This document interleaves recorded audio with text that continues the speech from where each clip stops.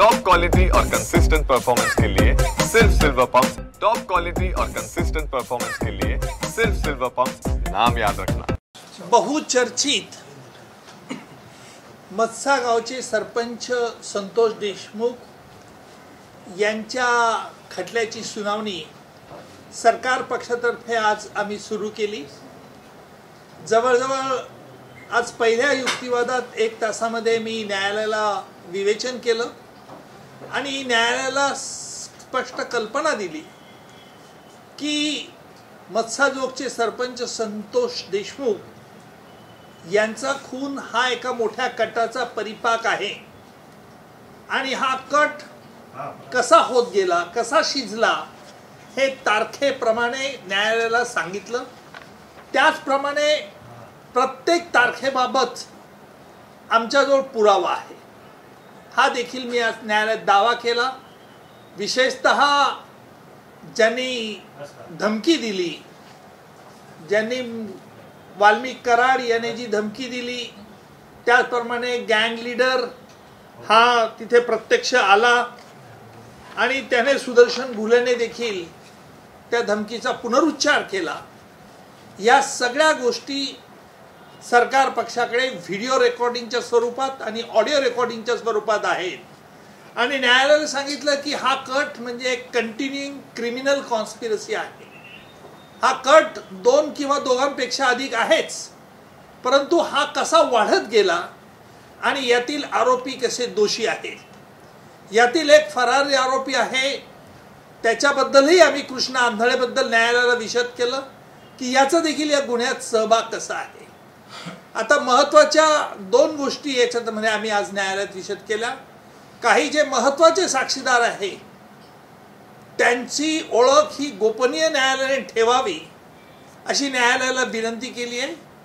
दुसरा एक अर्ज आम्ही आज न्यायालयात दिला की यातील काही लोकांची प्रॉपर्टी जी आहे ती प्रॉपर्टी या संघटित गुन्हेगारी कायद्याखाली देखील जप्त करावी अशी न्यायालयाला आज विनंती केली। त्यानुसार न्यायालयात आम्ही आज अर्ज केलेले आहे। या CIDचे SITचे प्रमुख श्री तेली हे स्वतः न्यायालयात हजर होते, त्यांचे सहकारी सर्व हजर होते। माझे सहकारी ॲडव्होकेट बाळासाहेब कोल्हे यांनी सगळ्या कागदपत्रांची पूर्तता, जे आरोपींना काही जे कागद हवे होते ते कागदपत्रांची पूर्तता केली।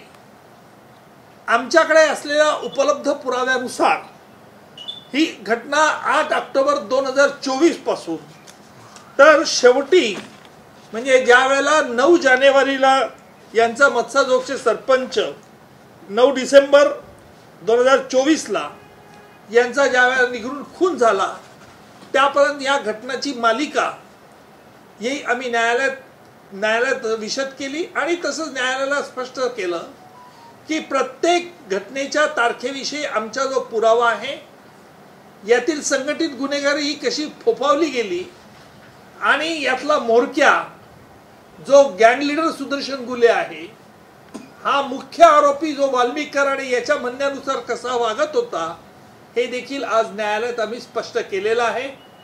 आरोपींना सगळी कागदपत्र त्यांना जी हवी होती ती देण्यात आलेली आहेत आणि तसंच याचे पुढची स्टेप म्हणजे 10 एप्रिल ही तारीख ठेवली आहे। 10 एप्रिलला आरोपीतर्फे आम्ही कोर्टाला एक चार्ज देऊ की न्यायालयाने यांच्यावर कोणकोणते गुन्हे हे करावेत, चार्ज फ्रेम करावा अशा तऱ्हेचा आम्ही विनंती अर्ज देखील 10 एप्रिलला कोर्टात देणार आहोत।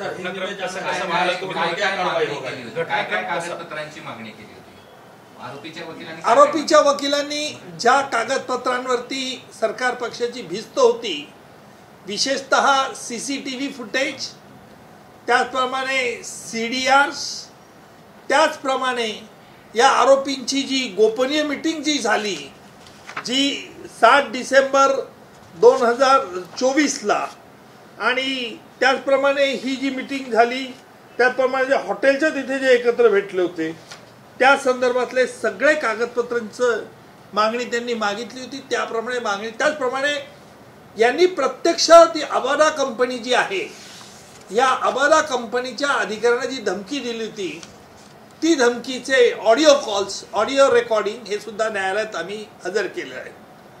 अबादा कंपनी ही मत्स्यजोगपासून साधारणतः 1.5 किलोमीटर अंतरावरती आहे आणि या कंपनीने जवळजवळ 30 एकर ही मत्स्यजोगमधील जमीन संपादित केलेली आहे.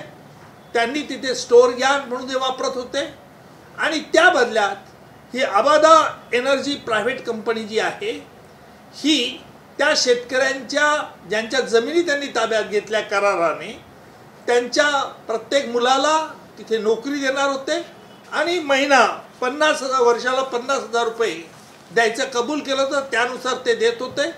त्यामुळे जी 6 डिसेंबरला जी अबादाबादची कंपनी बंद करावी म्हणून सुदर्शन घुले हा त्याच्या मित्रांना गँगच्या लोकांना घेऊन आला. त्याला या ग्रामस्थांनी विरोध केला. कारण असं आहे की त्यावेळेला ही देखील संतोष देशमुखांना मत्स्यजोगचे सरपंच देशमुखांना ही बातमी फोनने कळवण्यात आली होती आणि म्हणून मत्स्यजोगचे सरपंच त्या क्षणी तिथे गेलेत आणि त्यांनी या आरोपींना विनंती केली. आरोपींना पोलिसांनी त्यावेळेला 3 आरोपींना पोलिसांनी अटक देखील केली होती आणि मग त्याच्यानंतर घडलेलं सगळं हकीकत आपल्या समोर आहे.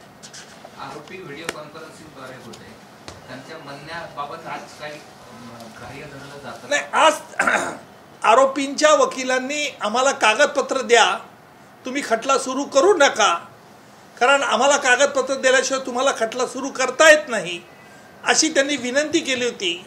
न्यायालयात मी जो नवीन भारतीय नागरिक संरक्षण संहिता याच्यातील कलम 249 न्यायालयाला वाचून दाखवलं. ज्या क्षणी हा खटला न्यायालय सत्र न्यायालयात येतो व ज्या क्षणी आरोपींना न्यायालयासमोर हजर करण्यात येतं तेव्हा सरकारी वकिलाने सरकारची काय केस आहे हे न्यायालयाला सांगितलं पाहिजे, जेणेकरून न्यायालयाला त्याचा आम्ही सांगतो त्या घटनेचा अभ्यास करता येईल आणि त्याप्रमाणे ज्याला इंग्रजीमध्ये म्हणतात opening of the case of the prosecution, त्याप्रमाणे आज न्यायालयामध्ये आम्ही संतोष देशमुख यांच्या खटल्याची सुरुवात आजपासून आम्ही सुरू केलेली आहे. संपूर्ण खटला जो आहे तो तुम्ही वाचलेला आहे, सगळे पुरावे सुद्धा तुम्ही यातले बघितलेले असतीलच. कशा पद्धतीचे पुरावे आहेत आणि उद्या कोर्टामध्ये सिद्धता कशी होऊ शकते? नाही, या खटल्यामध्ये हा खटला परिस्थितीजन्य पुराव्यावरती देखील आधारित आहे. काही ठिकाणी ज्या असं आहे की ह्या घटना घडलेल्या आहेत या सिरियली क्रोनॉलॉजिकली घटना घडलेल्या आहेत. प्रत्येक घटनेला प्रत्यक्ष पुरावा नसला तरी आमच्याजवळ काही कागदोपत्री पुरावा आहेत, सायंटिफिक पुरावा आहेत. कारण असं आहे की 9 डिसेंबर 2024 संतोष देशमुख यांना किडनॅप ॲबडक्ट केलं, जिथून पळून घेऊन गेले, त्या संदर्भातल्या फिर्यादीने वर्णन केलेलं आहे. आणि तसंच एकदा कायद्याने एकदा एक बाब साबित केली की पुढचं वर्णन आरोपीवरती देखील असतं. म्हणून हा खटला प्रामुख्याने 2 गोष्टीवरती अवलंबून आहे: प्रत्यक्षदर्शी साक्षीदार आणि परिस्थितीजन्य पुरावा. मनुष्य खोटं बोलू शकतो परंतु परिस्थितीजन्य पुरावा हा कधी खोटं बोलत नाही. त्यामुळे आमच्या दृष्टीने SITने केलेला तपास, त्या अनुषंगाने गोळा केलेले पुरावे हे अतिशय चांगले केलेले आहेत. अर्थात न्यायालयात हे खटला जेव्हा सुरू होईल तेव्हा पुढे बघितलं. आपण CDRच्या बाबत दिलेलं आहे असं पण सांगितलं, यातनं या सगळ्या घटनेचा संबंध जुळतो का, तो कसा जुळतो? फार मोठा आहे आर्ग्युमेंटच्या लायक. सर, हिंदी में जानना चाहेंगे आज कोर्ट में कार्रवाई क्या होगा? हिंदी वाला कोण बघतं काय, लावतात काय चॅनल? INS पूर्वी आज तुम्ही कोर्टामध्ये जो काही घटनाक्रम वगैरे जसा म्हणता तसं थोडक्यात सांगितलं तर ते लोकांना ऐकणाऱ्यांना ती घटनाक्रम. अरे एवढं ऐकणार आहे का चॅनलवाले? लोक इंटरेस्टेड क्युरियोसिटीवाले ऐकतात युट्यूबला टाकतात, त्याच्यामुळे तुम्ही ती घटनाक्रम सांगा. ऐकतात काय झाले नेमकं ऐकतात लोक. हां ठीक आहे. आज पहिली घटना जी आम्ही सांगितली ती न्यायालयामध्ये जवळजवळ 8 ऑक्टोबर 2024 पासून सुरू झालं. आमच्याजवळ असलेल्या उपलब्ध पुराव्यानुसार जो जगमित्र ऑफिस म्हणून जे आहे परळीला, जिथे वाल्मिक कराड आणि त्याचप्रमाणे विष्णू चाटे यांची बैठक झाली, या बैठकीत त्यांनी अबादा कंपनीकडून 2 कोटी रुपयाची खंडणी मागण्याचं निश्चित केलं आणि अबादी कंपनीच्या अधिकाऱ्याला जो land acquisition officer Shivaji Thopte याला बोलवण्यात आलं. त्याप्रमाणे शिवाजी थोपटे 7 वाजता जाऊन त्यांना भेटले. 7 वाजता भेटल्यानंतर तिथे आरोपी वाल्मिक कराडने त्यांना धमकी दिली आणि धमकी दिली, सांगितले की तुम्ही 2 कोटीचं खंडणी द्या किंवा कंपनीचं कामकाज बंद करा. अशा रीतीचं या संदर्भात आमच्याकडे पुरावा उपलब्ध आहे. त्याप्रमाणे 9 ऑक्टोबर दुसऱ्याच दिवशी म्हणजे 8 ऑक्टोबर नंतर 9 ऑक्टोबरला थोपटेने लगेच आपल्या वरिष्ठांना कळवलं, दिल्लीला कळवलं. दिल्लीच्या अधिकाऱ्यांनी सांगितलं तुम्ही पोलीस तक्रार करू नका, कारण ही जी लोक धमकी देणारे आहेत ही फार मोठी लोक आहेत, तुम्ही काही तक्रार करू नका. त्याप्रमाणे पोलिसात तक्रार करण्यात आली नाही. नंतर 26 नोव्हेंबर 2024ला सुदर्शन घुले हा फॅक्टरीत तिथे गेला. साधारण सकाळी 11:30 वाजता कंपनीच्या इथे गेला आणि कंपनीच्या शिवाजी थोपटेंना पुन्हा धमकी दिली की तुम्ही खंडणी द्या नाही आणि ज्याप्रमाणे तुम्हाला वाल्मिक कराडने सांगितलेलं आहे त्याप्रमाणे करा, नाही केलं तर तुम्हाला पुढे कामकाज करता येणार नाही. बीड जिल्ह्यात तुमचं आम्ही कुठेही काम होऊ देणार नाही. याच्याकरता आमचा जो CDR आहेत आणि सगळे मोबाईल फोनचं आहेत. नंतर 26 नंतर 29 नोव्हेंबर ही महत्वाची आहे. वाल्मिक कराडने सुनील शिंदेला बोलवलं, सुनील शिंदेला फोन केला. वाल्मिक कराडने 29 नोव्हेंबरला सकाळी 11:30 वाजता फोन केला. त्यावेळेला त्याने फोन विष्णू चाटेचा वापरला होता आणि तिथे धमकी दिली होती. सुदैवाने सुनील शिंदेने हा फोन स्पीकरवरती ठेवला, त्याच्यामुळे शिवाजी थोपटेने ती धमकी ऐकली आणि हे सगळं जे आहे हे कॉल रेकॉर्डिंग केलेलं आहे. सुनील शिंदेने हे कॉल रेकॉर्डिंग केले.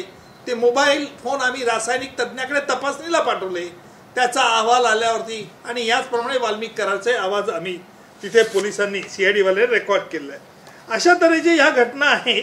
नंतर पुढची तारीख त्या पुन्हा त्याच तारखेला 29 नोव्हेंबरला दुपारी 1 वाजता परत सुदर्शन गुले गेला फॅक्टरीत आणि पुन्हा त्याने धमकी दिली की वाल्मिक कराड सांगतोय त्याप्रमाणे वागा, नाही तर तुम्हाला परिणामाला सामोरं जावं लागेल.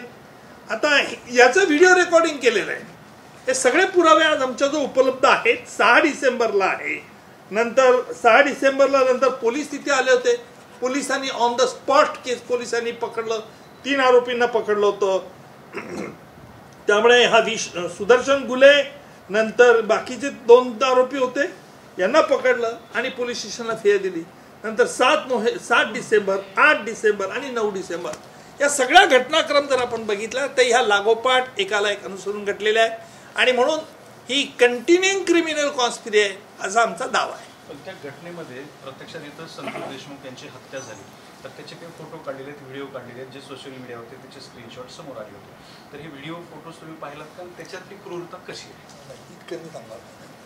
सर हिंदी में जानना चाहेंगे आज कोर्ट की कार्रवाई क्या होगी?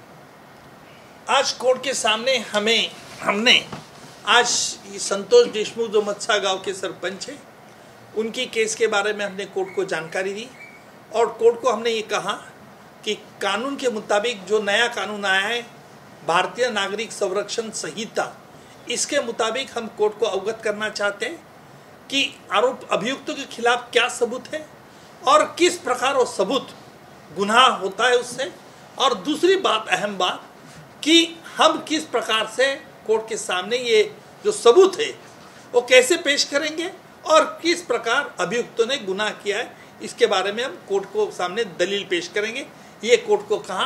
कोर्ट को हमने शुरुआत से ये जो साजिश थी, साजिश यानी पहले खंडनी की साजिश थी.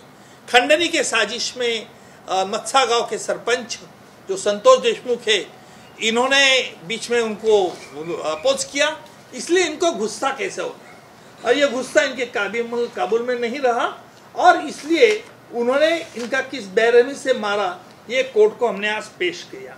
दूसरी बात हमने ये भी कह दी कि Avaada energy private limited company ये बीड डिस्ट्रिक्ट में मत्सा जोग के गांव के नज़दीक 1.5 किलोमीटर से नज़दीक है और वहाँ के लोगों की उन्होंने खेती पर उन्होंने लीज पर ली थी और उन्होंने कबूल किया था कि हम जब ये कंपनी का जो ग्राउंड है, जो काम है, उसके लिए वहाँ के लोगों को हम नौकरी दिलाएंगे और इस प्रकार मत्सा गांव के लोग उनसे जुड़े हुए थे. लेकिन जब 6 दिसंबर को 2024 को जब ये सुदर्शन घुले ये गैंग वो फैक्ट्री कंपनी बंद करना चाहते थे, उसी वक्त मत्सा गांव के सरपंच वहां आ गए। उनको इन्फॉर्म किया गया था मत्सा गांव को लोगों को, वहाँ के कंपनी के कुछ लोगों ने, और उन्होंने इनको विरोध जताया और इस विरोध के कारण उनको फिर 9 दिसंबर को अगवा किया गया और बेरहमी से उनको मारा गया।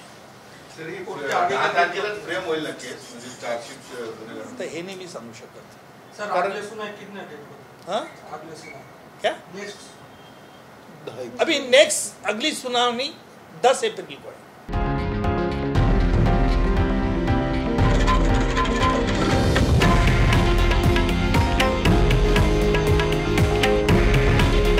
हे आहे देशातील नंबर 1 न्यूज नेटवर्क आणि आपण पाहत आहात TV9 मराठी। काळजी तुमची, हित महाराष्ट्राचं।